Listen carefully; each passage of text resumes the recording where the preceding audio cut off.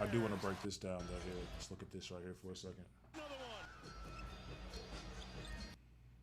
So this is a prime example here. Notice how he's not like trying to rock him left and right, and everything he's doing is creating like direct, space between him and his defender. This is hard to do, create space off of just a pure step back from a defender normally without going like left to right or driving like left to right. And while he is going a tad bit left and a tad bit right, the thing to pay the most attention to is the fact that he's like hesitating towards his opponent, like directly towards his opponent. So that size up, he's already stepping back. And when he makes that move, he's like stepping back, but James Harden is not really even trying to go a hard left or a hard right. And look at how much space he already has. Not to mention that this is like a posture thing as well too, so he's very much like prepared to score at a moment's notice, That same step and all that space that he has here. There's a lot of things that goes to that posture of the jab and the posture of bringing the ball from that kind of, jab forward into your shooting pocket. And if a lot of you guys don't know, like when it comes to a score, once they get the ball like there as a scorer, for a lot of times it's about that rhythm of being able to take the shot in the first place as opposed to you getting a good contest. And a good contest, is going to stop a lot of guys who are trying to score aggressively, but the best scorers, you can't. A contest is not good enough. You have to force them to take something totally different than what they're used to taking. That's a shot he's comfortable with. Harden steps back and fires. This right here. Same thing. Another thing about his posture too, right? Most guys when they size up, they find themselves getting like wide off the times of the dribbling, and that's great when you're sizing up and going like left, right hesitations, trying to rock your man left to right and things like that, like I mentioned earlier. But for him, he keeps everything tight, like in a narrow box, and how that helps him when it comes to scoring allows him to bring the ball to his pocket just like that to shoot the shot. His shot is narrow as well too for the most part. So when it comes to him hesitating, he can get a shot off very quickly. He doesn't need much space. He can get a shot off quickly. It doesn't take much for him to go from whatever hesitations he's taking to his shooting pocket, his shooting stance.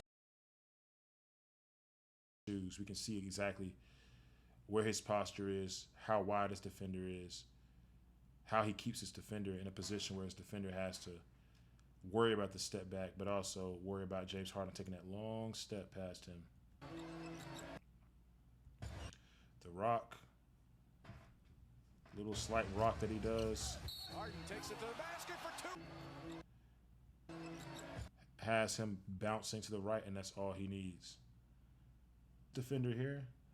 Think about drawing a straight line, cutting this defender in half, right down the middle, right?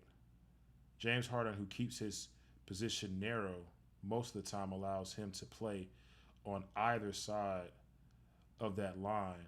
And with his quickness, if he can get that line to shift off of his line, which we see here, his line is over here.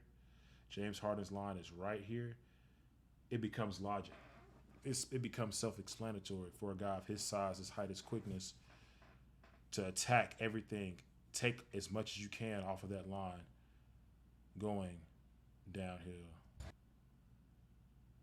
And look, there's another thing too. I don't want to get too detailed into this, right? From this momentum standpoint, from this defender. This defender takes that jab, guys, like he has to honor him stopping and rebounding. Like he has to stop his momentum, which means he's gonna go a little bit further.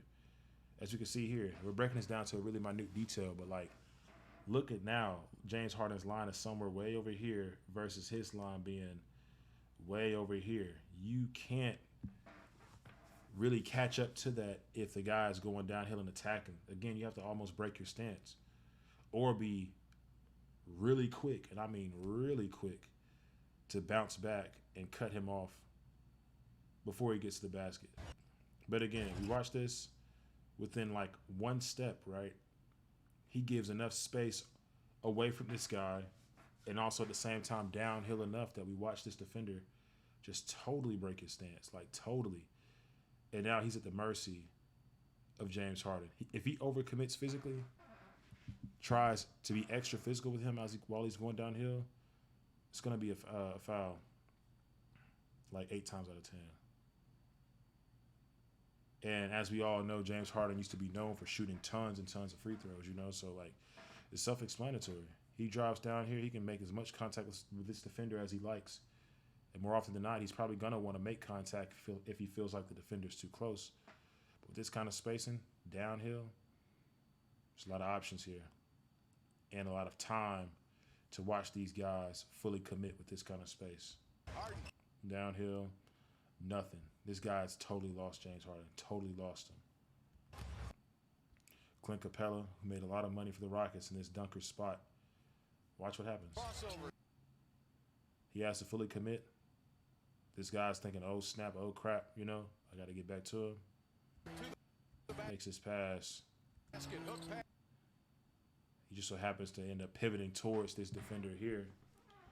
But we know Clint Capella is good at finishing. He's expecting these kind of passes, so of course he's going to practice these and be prepared to finish.